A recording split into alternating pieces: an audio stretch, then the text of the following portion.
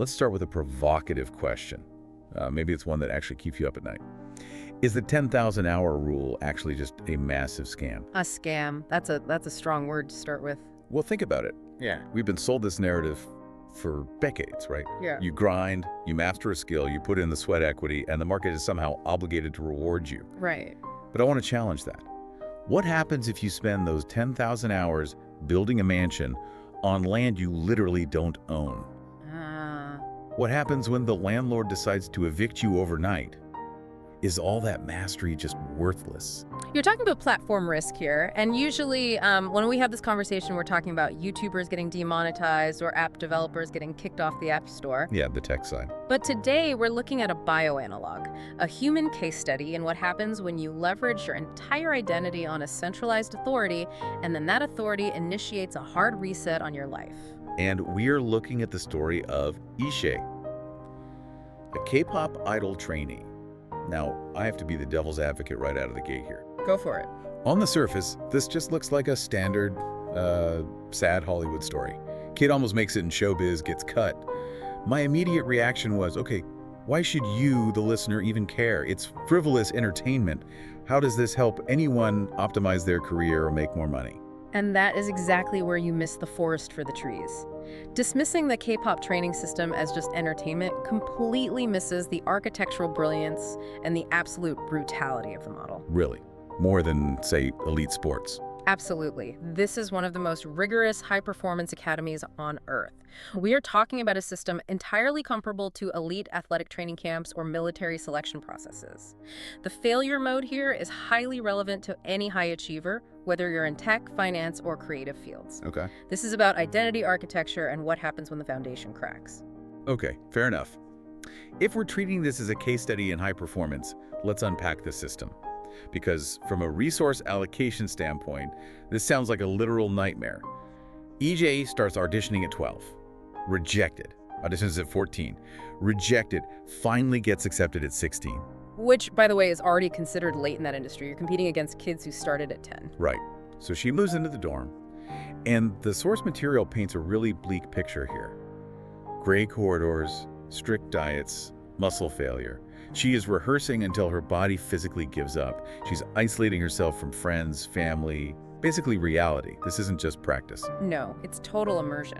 In biohacking terms, she is attempting a hard rewrite of her default mode network. Hold on, break that down for the audience. Default mode network. It's the network in your brain that's active when you aren't focused on the outside world. It's where your sense of self and your autobiography lives. By isolating her in these gray corridors, restricting her diet, and forcing repetitive physical stress, the system is stripping away her old identity to build a new one optimized for a singular output. Performance. Exactly. And the source mentions she grew up in an apartment with walls so thin she could hear her neighbors breathe. She wanted out. Plus, in South Korea, the source notes that failing publicly is essentially a kind of death. So the motivation here is purely existential. But let's look at the mental ROI here, the return on investment. She's pouring her prime developmental years, her health, her social capital into what is basically a lottery ticket. The success rate for a trainee to actually debut and make money is statistically near zero. Yeah. This is the definition of gambler's ruin. Why do rational people invest in a system with such terrible odds? Because of the sunk cost fallacy, you amplify that with a winner-take-all market, and it's a trap. It's the exact same reason startup founders burn out or people stay in toxic corporate jobs.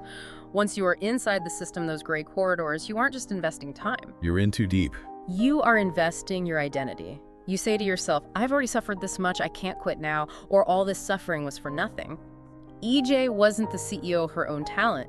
She was an asset owned by the corporation. She had zero leverage. That's the real distinction, isn't it? She didn't own the IP of Ejae, the agency did. She was essentially a leased asset. Precisely.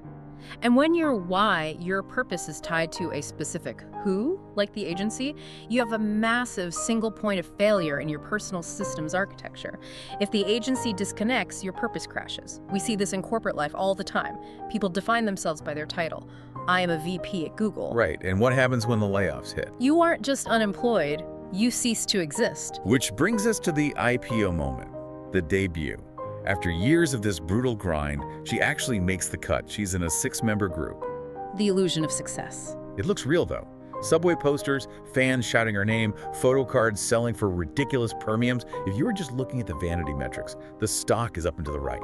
She did the 10,000 hours and she got the reward. But look at the underlying fundamentals. The source points out the cracks almost immediately. The agency starts pushing other members. Her solos are getting cut. This is shadow banning in real life. Right, it's subtle. It's not a firing, it's a deprioritization. Exactly. And then the black swan event hits. Although, honestly, in this industry, is it really a black swan?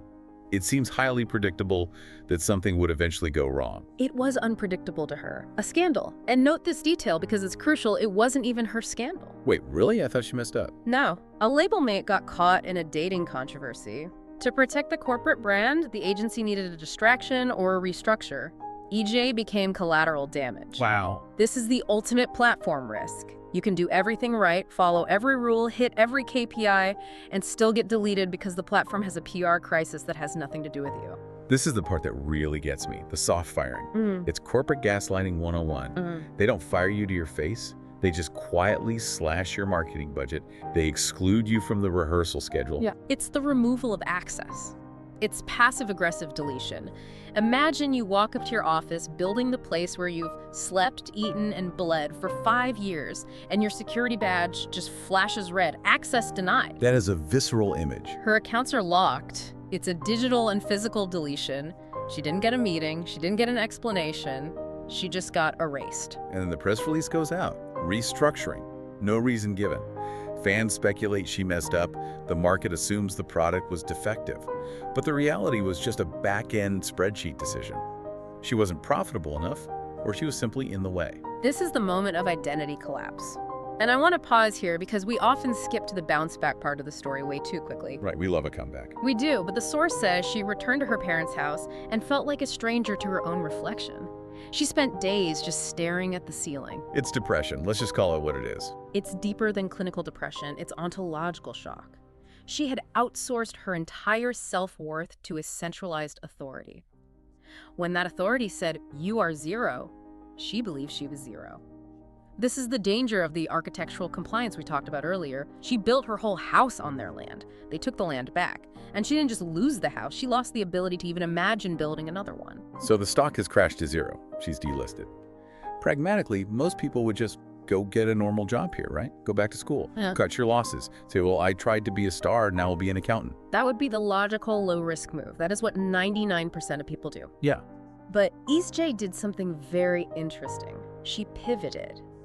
And she did it by unintentionally stripping away all the production value. The laptop moment. Yes, she's in this depression hole. She finds old footage on a laptop. It's raw, unedited, no makeup, just her rehearsing in a dim room. And she uploads it to YouTube. Now hold on, from a branding perspective, this is absolute suicide for an idol, isn't it? Yeah. You are supposed to be perfect. You're supposed to be an avatar. You don't show the sweat. You don't show the bad lighting. But that's the old model. That's the gatekeeper model. Yeah. She inadvertently executed a minimum viable product strategy, an MVP for the creator economy.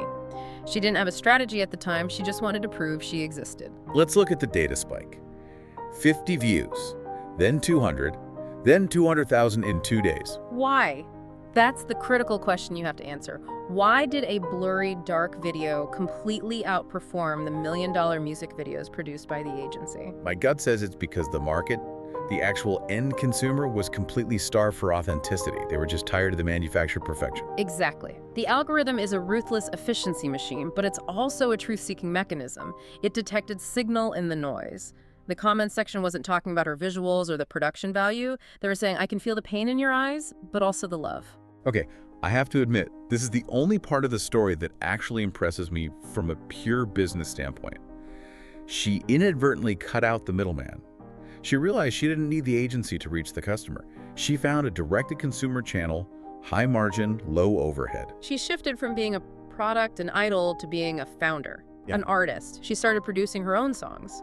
And crucially, the source notes she wrote about control, freedom, and identity.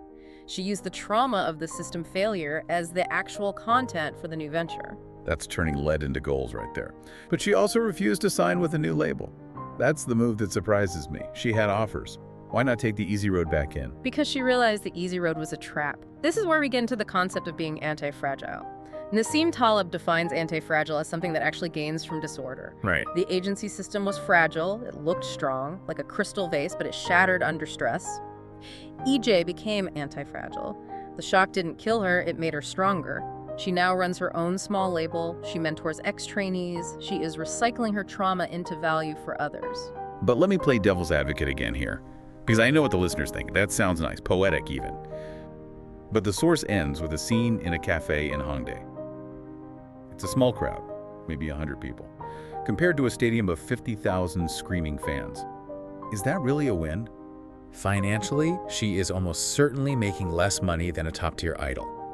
Are we just romanticizing failure? You're looking at gross revenue, you need to look at net retention and equity. In the stadium, she owns 0% of the upside. She's a leased asset. She gets a salary, maybe a small cut, but the agency owns the brand, the songs, the image. In the Hongdae Cafe, she owns 100% of the relationship with the audience. She owns the master recordings. She owns the ticket sales. So it's better to own 100% of a grape than 0% of a watermelon. In terms of autonomy and longevity, absolutely. The source quotes her saying, "Being real was always enough." That's not just a sentimental statement, it's a validation of a new business model.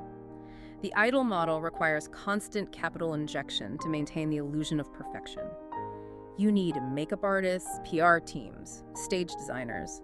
The authentic artist model has near zero maintenance costs because you are just being yourself. It is deeply sustainable. The other model is a burnout factory. This model is an actual career. She moved from a system dependent on permission, waiting for a director to say smile, waiting for a scheduler to put her on the calendar, to a permissionless system. So what does this mean for the listener? Because most people listening aren't K-pop trainees. They're coding, or they're in middle management, or they're trying to launch a consultancy. How do we actually apply the Ejae protocol? The lesson is about the rehearsal trap. Ejae spent years rehearsing for an audience that hadn't hired her yet, inside a walled garden. She thought if she just got better at singing, she would be safe. We all do that. We polish the slide deck for weeks. We write the blog post, but don't publish it because it's not quite ready. We are waiting for an agency, a boss, a publisher, a venture capitalist to pick us and tell us we are good enough. And Ejae's story proves that the agency is often the biggest liability in your career. They can delete you. The algorithm, the people, cannot delete you if you own the connection. If Ejae had started posting on YouTube at age 16 instead of waiting for the agency to debut her, she might have built that leverage 5 years earlier. She woke up from the simulation. The source says she was never chasing the stage, she was chasing meaning. The stage just happened to be the mask she wore to find it. That is a powerful pivot in mindset. That's the synthesis. She deconstructed the success script provided by society and built a custom stack. But let's not ignore the cost. Yeah. She paid a heavy price. The source mentions the darkness that crept in. This wasn't a fun pivot, it was deeply traumatic. Growth often is. But she converted that trauma into equity. That's the definition of resilience. So here's the challenge for you this week. We want you to audit your life. Look at where you are spending your 10,000 hours. Identify one area where you are rehearsing for a gatekeeper. Where are you waiting for permission? Is it a project at work you're afraid to pitch? Is it a side hustle you haven't launched because the logo isn't perfect? Stop rehearsing. Ship the raw version. Post the unedited draft. Launch the beta before you think it's ready. Ejae proved that the market often prefers the raw, unedited version of you anyway. Validate your own existence before the market does it for you. Because if you wait for the agency to validate you, you're also giving them the power to delete you. Don't be a leased asset. Be the CEO of your own identity. Thanks for diving in with us. Catch you on the next one.